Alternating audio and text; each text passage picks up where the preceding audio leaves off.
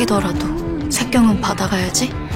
শীতের রাত, সিউলের একটি ঠান্ডা পোকামাকড়ে ভরা ছোট্ট ঘরে এক কিশোরী স্বপ্ন দেখে সঙ্গীতের আলোয় বিশ্বকে রাঙানোর। কিন্তু সেই স্বপ্নের পথে ছিল বাধার পর বাধা, উপহাস, দারিদ্র্য, বৃষ্টির বেশি অডিশনে ব্যর্থতা, এমনকি মঞ্চে গাইতে গিয়ে দর্শকের তিরস্কার। তবুও মাটি আঁকড়ে লড়াই করে আজ তিনি দক্ষিণ কোরিয়ার সবচেয়ে ধনী গায়িকা, নেশনস লিটল সিস্টার IU। 1993 সালে সিউলের এক দরিদ্র পরিবারের জন্ম নেয়া লিজি ইউনের শৈশব কেটেছে ঋণের বোঝা আর অনাহারে। দাদির হেয়ার ক্লিপ বিক্রির টাকায় সংসার চলত।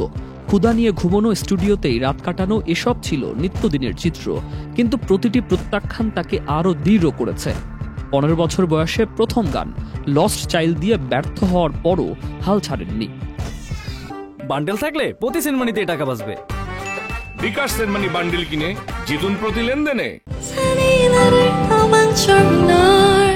2010 সালে গুড ডে গানটি তাকে এনে দেয় জনপ্রিয়তার ঝড়। কোরিয়া তাকে বুকে টেনে নেয়, ডাকে নেশনস লিটল সিস্টার নামে।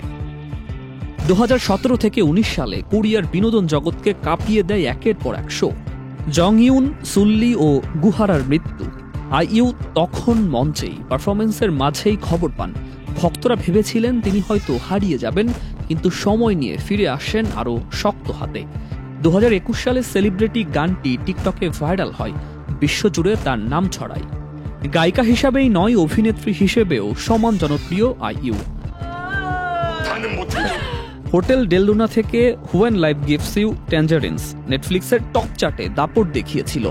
বিলবোর্ড থেকে বিলাসবহুল ব্র্যান্ডের চুক্তি, সব মিলিয়ে তার সম্পদ আজ $45 মিলিয়ন। IU গল্প শুধু সাফল্যের নয়, লড়াইয়েরও। যে কিশোরী একদিন ক্ষুধার জ্বালা নিয়ে ঘুমতো, আজ সে কোরিয়ার মুকুটহীন রানী। তার জীবনী বলে, ব্যর্থতা শেষ নয়, বরং নতুন শুরু। সুকান্ত সরকার, চ্যানেল I।